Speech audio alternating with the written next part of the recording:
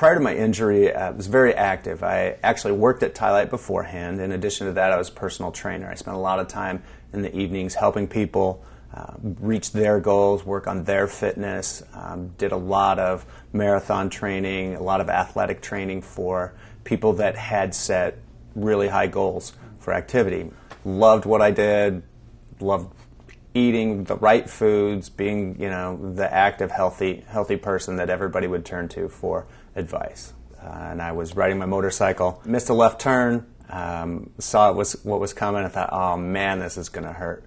Woke up, and it didn't. So at that point, I knew I was in a little bit of trouble. Once I checked the grill, made sure that the teeth were intact, spit some dirt out, just waited. I ended up with T3, T4 paraplegia, right about here. So immediately following my injury, I did my rehab in Spokane, which is all of 2 hours away from the TiLite plant. Rehab was really a challenge because I had already worked at TiLite, and I don't know that I even thought about a wheelchair. My therapist would come to me and we'd test them out. And then being that I worked at TiLite previously, all the guys that I worked with brought up a whole demo fleet of almost 12, 13 demos, and we checked everything. Do you like this? Do you like this? Too tall, too tight, too wide, too much this, too much that. So I really had a good feeling of what chair I needed. However, I had no idea what I wanted at the time, and so I kind of went blindly forward for quite a while. One of the things that really turned the table for me was my first race post-paralysis. I went out with some therapists and the interns, and they had coerced me into doing this nice little race, and afterwards we were going to a restaurant, and it happened to be downstairs. It's like, well, I'll see you guys later because I'm not doing that.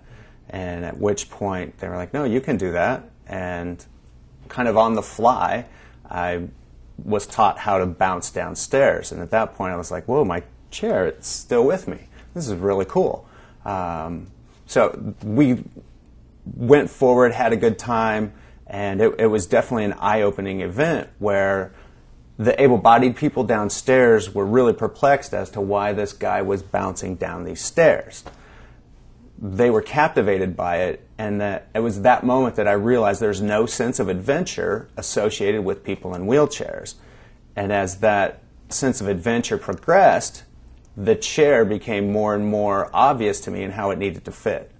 At that point, now I made the whole circle of knowledge and understood that to do stuff, I need a good product, some great equipment, and by the way, I already have access to that.